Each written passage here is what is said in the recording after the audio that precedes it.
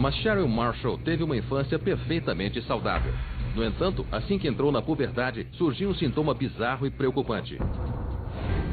Cheryl Marshall cresceu em Toronto na década de 1970 e logo aprendeu a cuidar de si mesma. Minha mãe trabalhava muito. Ela trabalhava à tarde e à noite, e às vezes dobrava. Cheryl começou a passar todo o seu tempo livre na escola e logo encontrou o equilíbrio entre os estudos e os esportes. Eu era muito atlética. Participei da equipe de corrida e vi que tinha talento. Era um grande evento social e muitos jovens compareciam. Mas no verão, antes do início da 7ª série, Cheryl percebeu que estava suando mais do que de costume e sentiu que estava com um cheiro diferente e estranho. Parecia cheiro de bolor. Imagine que você está no sol, fazendo esforço e suando muito. Esse era o tipo de cheiro. Na época pensei que fosse coisa da puberdade. E quando Cheryl voltou à escola no outono, o cheiro de seu corpo estava ainda pior. De repente, colegas que antes eram seus amigos passaram a tratá-la diferente. Antes eu praticava todos os esportes e era sempre escolhida primeiro para os times. Mas isso deixou de acontecer. Acabei sendo a última escolhida. Percebi que ninguém me queria na sua equipe. Eu me sentia estranha, como se alguma coisa estivesse errada comigo. Envergonhada e constrangida, Cheryl procurou ajuda com a mãe. Ela me perguntou, você já tomou banho?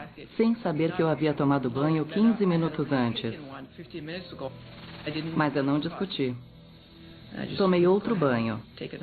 Acho que ela não percebia que havia um problema. Então Cheryl decidiu ela mesma procurar uma solução. Achei que devia talvez mudar de desodorante porque não estava usando um que funcionasse. Foi assim que comecei a enfrentar o problema. Ela logo começou a gastar a mesada experimentando desodorantes. Tentei todos, talvez 2 ou 3 vezes.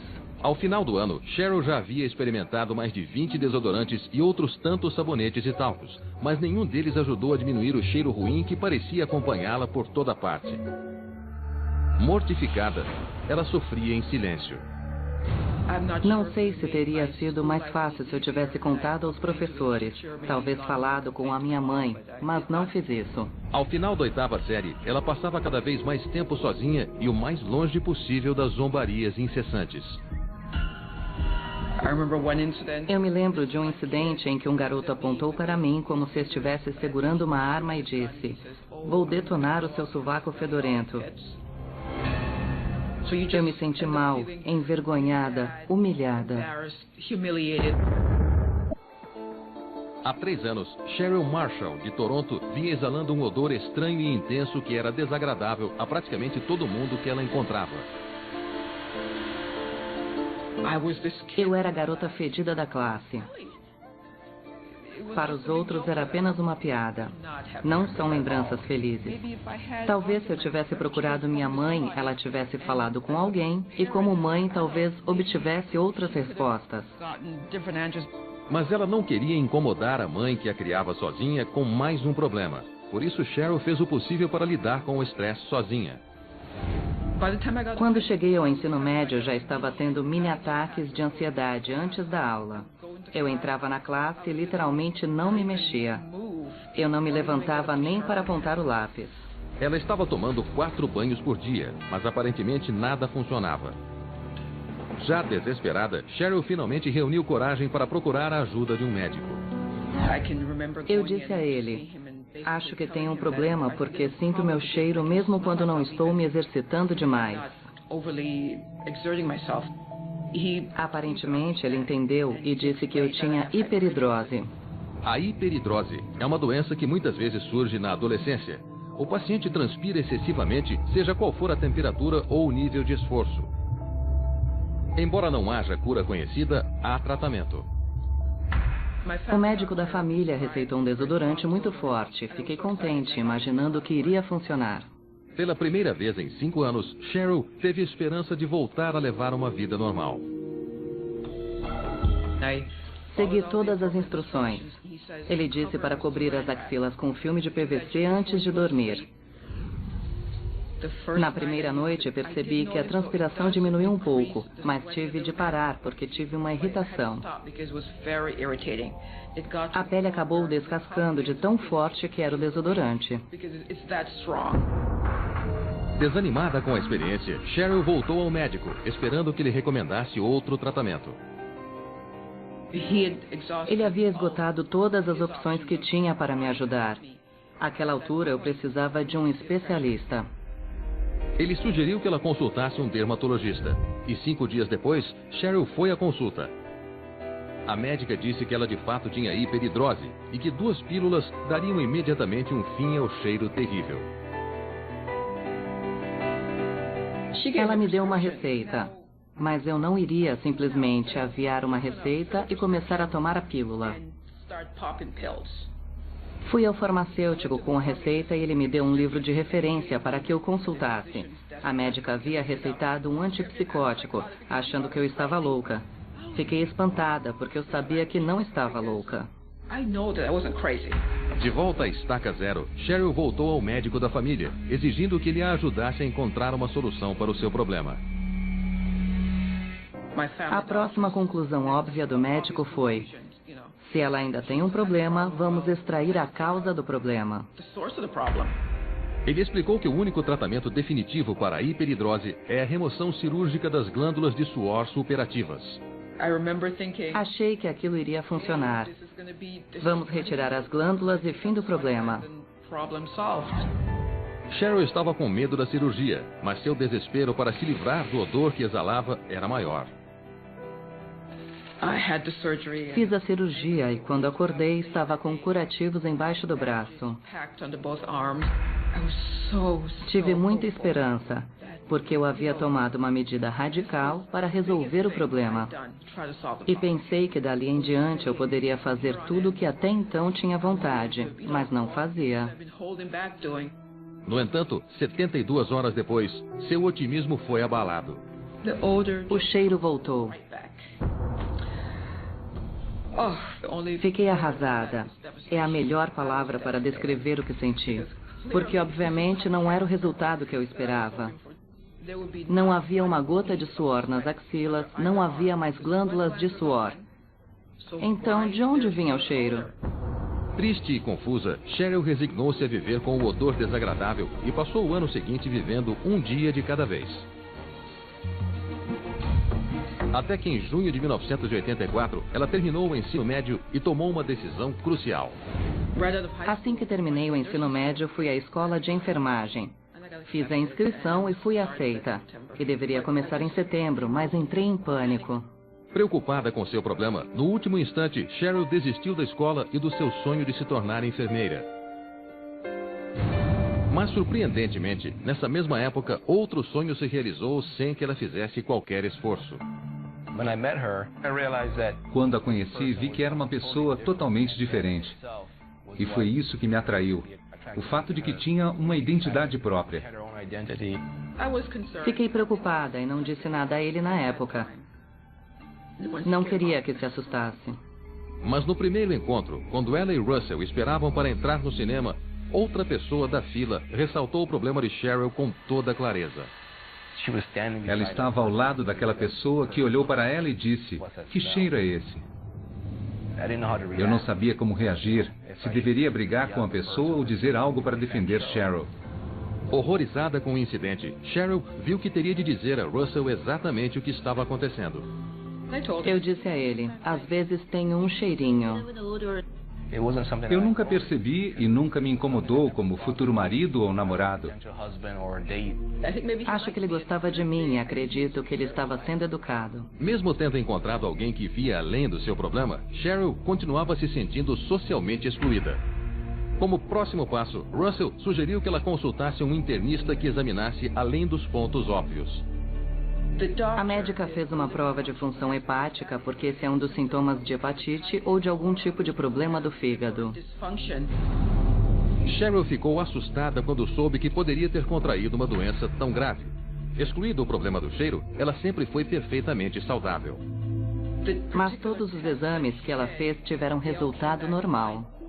A médica sugeriu que Cheryl poderia estar sofrendo de uma grave bromidrose, que é suor com cheiro desagradável. Embora sua causa seja desconhecida, os especialistas acreditam que quando certas substâncias químicas do corpo interagem com as bactérias na superfície da pele, podem ocorrer formas intensas de cheiro desagradável. Pensei que esse fosse o diagnóstico certo. Eu podia dizer, o que eu tenho é isto. Você fica feliz quando alguém lhe diz o nome de alguma coisa. E aquilo fazia mais sentido do que a hiperidrose. Não há cura, mas existem tratamentos tópicos com antibióticos. De posse de um diagnóstico, Cheryl sentiu-se confiante o suficiente para aceitar o pedido de casamento de Russell naquela primavera. E logo depois da cerimônia, em 1988, ela se sentiu pronta para viver o sonho adiado há tanto tempo, a escola de enfermagem. Eu decidi e disse ao Russell, vou fazer isto. Foi difícil. Era uma escola para adultos que não iriam me ridicularizar como acontecia na 8ª série. Mesmo assim, tive que criar coragem todos os dias para ir à aula. Cheryl formou-se em 1992 e o casal logo mudou-se para a Flórida, onde ela começou a trabalhar em um hospital. Era a chance de um recomeço, mas Cheryl continuava apreensiva e logo um ciclo conhecido começou a surgir. Quando nos conhecemos, ela ficava mais sozinha. Não passava muito tempo com as outras pessoas. Com o passar dos anos, criei uma armadura de proteção, mas de vez em quando surge uma rachadura.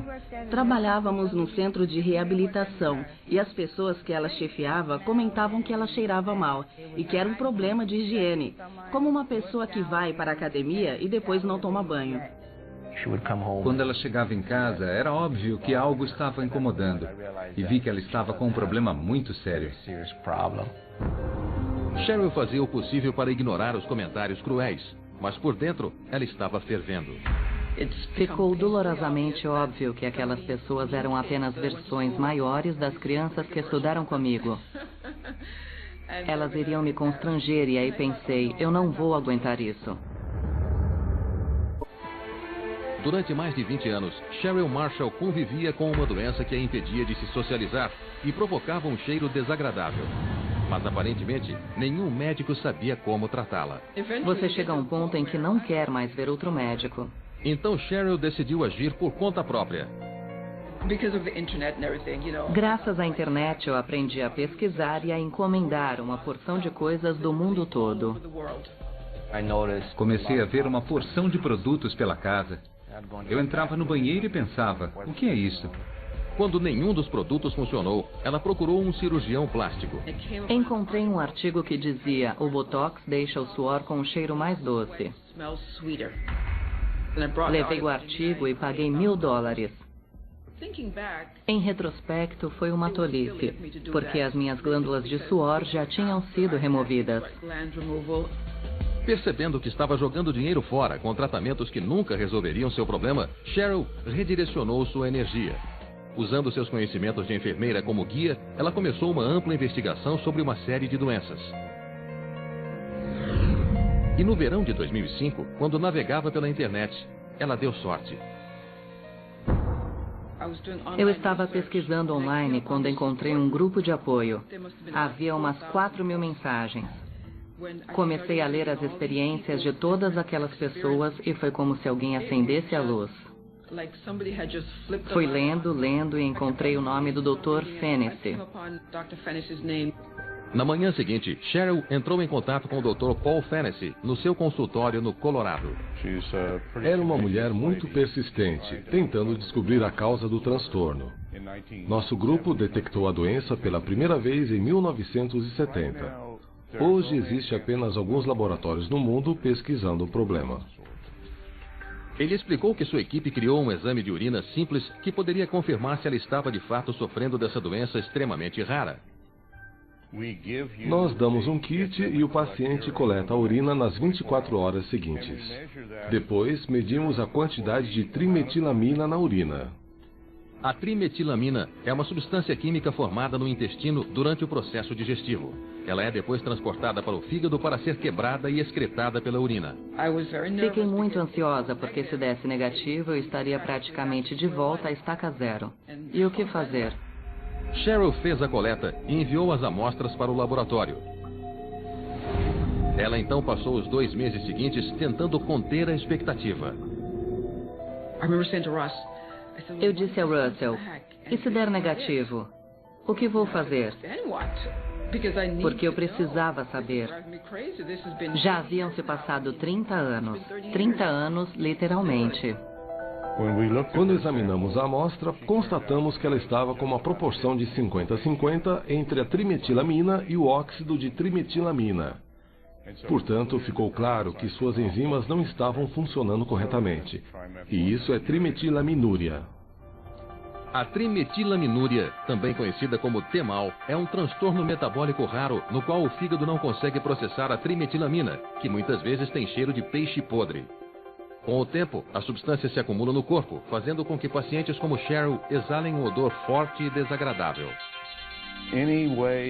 O odor sai de qualquer forma que puder. Imagine o quanto a amônia é volátil e pungente. A trimetilamina é como a amônia. Ela percorre o corpo e sai por todos os poros. E as pessoas que estão em volta logo percebem que há algo estranho e muitas vezes desagradável. Os sintomas podem ocorrer esporadicamente, e enquanto algumas pessoas associam o odor ao cheiro de peixe, outras não. Cada pessoa tem uma interpretação nasal ligeiramente diferente da dos outros. Eu não sinto o cheiro de peixe.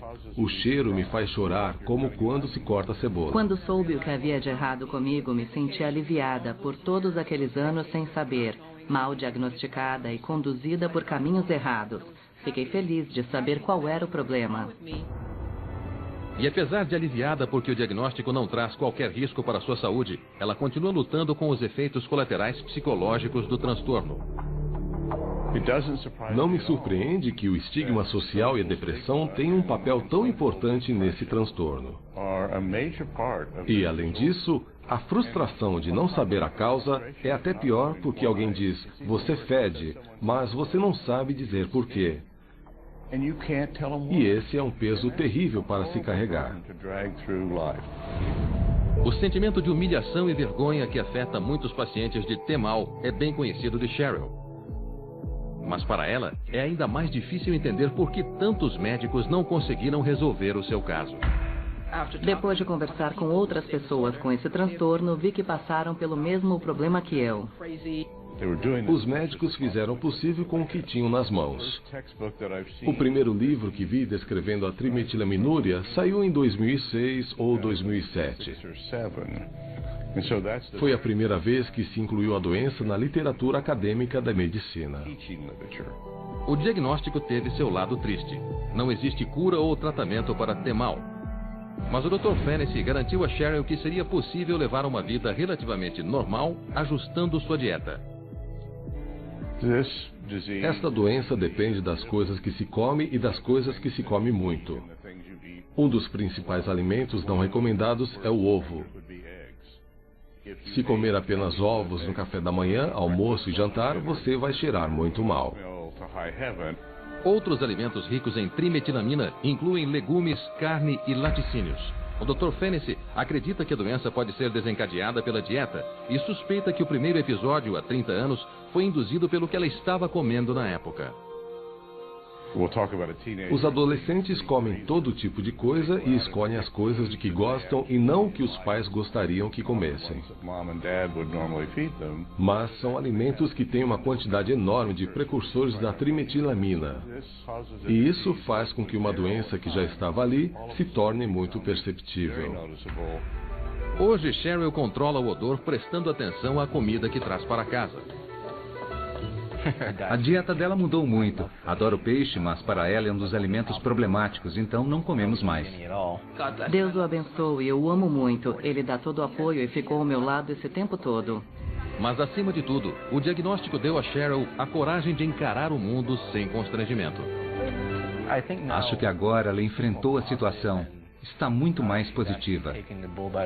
Tive de fazer muita coisa sozinha porque os médicos não tinham informações. Quero deixar tudo isso para trás. Acho que me tornei uma pessoa mais forte.